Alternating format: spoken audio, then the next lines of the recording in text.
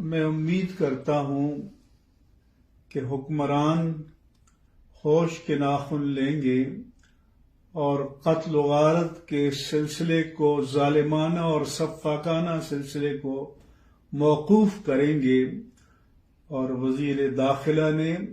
جو فرعونیت کا لب و لہجہ اختیار کیا ہے اسے لگام دی جائے گی۔ اگر پرامن احتجاج پر توجہ نہ دی گئی تو پھر ہمارے لیے عوام کے جذبات کو کنٹرول کرنا اور امن کی اپیل کرنا مشکل ہو جائے گا۔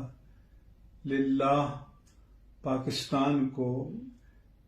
اس بڑے انتشار اور تباہی سے بچائیے،